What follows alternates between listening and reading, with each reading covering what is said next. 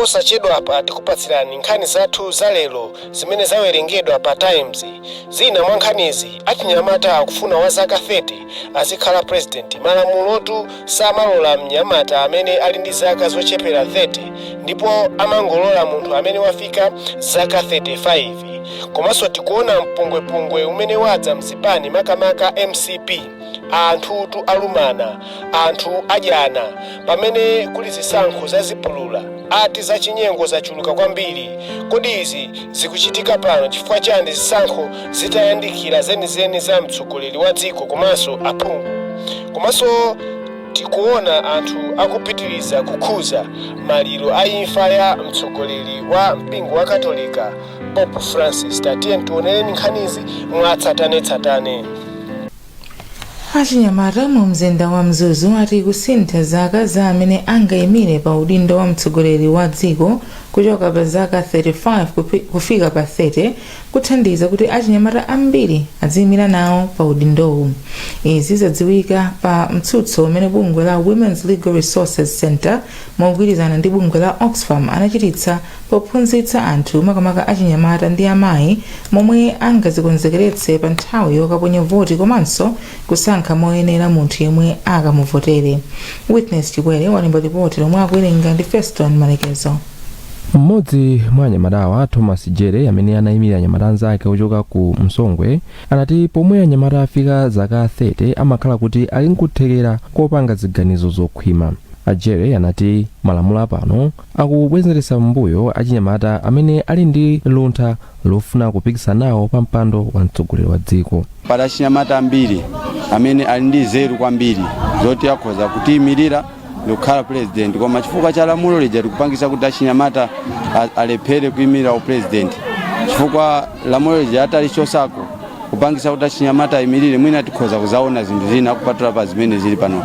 Mfumu Kamuchibazi imene imayang'anira dera la Msongwe komanso Masasa inagwirizana ndi achinyamatawa ponena kuti pakadali pano achinyamata ambiri ali nkuthekera koma malamulowa amawabwezeretsa mbuyo. Ndikuona ngati malamulo anakhomererako chifukwa pali anyamata ena ndi azeru kwambiri koma kuti ayi muyenera kuti muzikhala pa president mwina pa MP pa zaka zakuti ndeti pali ena achinyamata kuti ali ndi chidwi yoti akhoza kuyimira koma malamulo lija lomwe limapasa limiti. Poyankhulapo yemwe akufuna kuzakhala phungu wa dera la Mzuzu Sile South East Leslie Mauluka anati mtsutsowu unayika poyera mfundo zimene anthu amene akupikisana nawo ali nazo zimene ndi zabwino kwa awo amene azavote popeza kuti azasankha munthu amene ali ndi mfundo zogwirika. Anena za mindset change kuti tikwenera kuti tisinthe kaganizidwe kuti tikamuona shadow kaya ndi shadow MP kandi shadow councillor tisaone kuti ndi ndalama chifukwa chakuti mukozogwirizana nane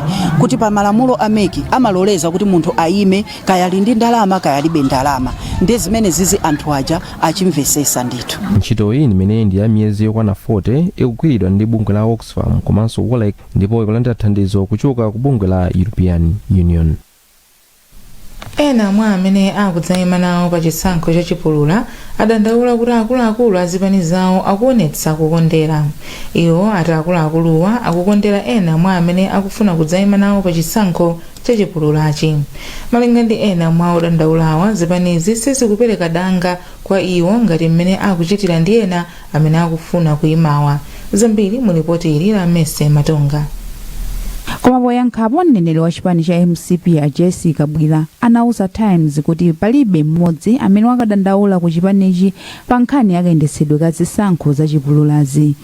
Mapereka kwa maganizo mchoti ali ndi dandaulo akapange launch madandaulo ake through directorate imene ili relevant. Chimene ndikufuna ndi dandaule ine nchoti wachipani cha Congress amene amadziwa kuti tikuyendera high five timayendera ngoja zinayi sikuti athamanga kupita ku radio. Moti ndi udabwa kuti anthu amene directorate of elections akuganiza kuti ili ku news. Ife chipani chimene chimakonza zinthu ku news. Ndipo mmawu ake mlembi wamkulu wa chipani cha DPP apita Mukhito anavomereza kuti chipanichi chalandira madando ndipo ngati chipani chathandiza anthu amene amayenera kutero. Kumathero a Sabatayi chipani cha UDF chinalengeza kuti chayamba chayimitsa kaye zisankho za Chipulura zomwe zimachitikira ku chigawo cha kumvuma pofuna kuthana ndi mavuto ena. akupitirira kupereka uthenga wa chipepeso kutsatira imfa ya mtsogoleri wa mpingo wa katolika Papa Francis. Papayo wamwalira ali ndi zaka 88 zakubadwa. Pakadali pano mtsogoleri wa dziko lino wa Lazarus Chakwera naye wapepesa akubanja komanso akatolika onse pa dziko lonse lapansi. Patience Lunda ali ndi zambiri. Malemu Papa Francis zina lawo lenileni anali ya Jorge Mario Bergoglio ndipo anakhala papa pa 13 March mchaka cha 2013.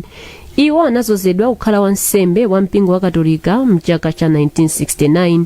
Asanakhale papa iwo anakhalapo pa maudindo osiyanasiyana mdziko la Argentina. Iwo anatsankha zina la Francis kuti akumbukire oyera Francis wa ku Asisi. Iwo anali ochokera mdziko la Argentina ndipo anali munthu wa ku Latin America woyamba kukhala papa. Papa Francis akhala mchipatala kwa nthawi yayitali ndi vuto la mapapo komanso zibayo. Iwo anaonekera ku gulu la anthu la Mulungu kuwafunira nyengo ya Pasaka yopambana. Imfa yawo ipangitsa kuti pakhale nyengo yolira ya masiku 4 ndipo akuyembekezereka kuyikidwa m'manda ku basilika ya Santa Maria Maggiore malinga ndi kufuna kwawo. Mtsogoleri wa dziko lino Lazarus Chakwera ndi akazawo ati ndi okhudzidwa ndi imfa ya apapa omwe anakumana nawo miyezi 4 yapitayo. Achakwera anena izi kudzera mukalata yomwe yatulutsa ndipo ati azakumbukira malemu Papa Francis pa chidwi chawo cholimbikitsa utsogoleri wabwino. Achakwera kenako apepesa kubanja la Papa Francis komanso akhristu a mpingo wa katolika pa dziko lonse lapansi. Mtsogoleri wakale wa dziko lino apita muthalika nawo pamodzi ndi chipani cha DPP apepesa za imfayi ndipo ati akulira limodzi ndi akatolika. Amuthalika ati Papa Francis azakumbukiridwa ndi anthu ambiri pokhala kazembe wa chilungamo, chifundo komanso umodzi. Bungwe la Malawi Electoral Commission MEC lapempha mafumu mdziko muno kuti athandizire kumema anthu amene analembetsa mkaundula wa voti kuti akaone mayina awo mkaundulayo ntchito yoona mayinayi ikayamba m'madera awo. Komishonala wa bungweli alimbikani kamulongera amalankhula izi pamene amakumana ndi mafumu komanso atsogoleri a mipingo pa ofesi ya mfumu yayikulu Vuso Jere ya mboma la Ntchisi. Akamulongera anati bungwe lawo limadziwa kuti mafumu ndiwo amene amakhala ndi anthu ku madera awo ndipo akudziwa kuti uthenga wokhudza kuona mayina awo makamaka ukafika mosavuta kwa anthu aku madera awo. Akamulongera akufotokoza zambiri kwa mphatso mbang'ombe. Mwini zinthu mwini mudzi ndi mfumu ndinkona wati mayambirira kwa mafumu chifukwa kwa mafumu kumene kumapita china chilichonse ndiye kuti tikauza mfumu unena kuti ife tili ndi uthenga wakuti amfumu ali ndi njira zawo ndamakwetsera njira zomwezo kufuna kuonetsetsa kunena kuti ndiye kuti wina aliyense mudzi mwawo uthenga uja umufikire. Ndinkona timayambirira kukumana ndi mafumu chifukwa ndi amene amatithangatira ndi kutithandiza kutigwira pa mkono kunena kuti uthenga wathu ufikire wanthu. Ntchito imeneyi ikhala m'magawo 3 ndipo izikhala pa gawo lililonse izikhala masiku 3.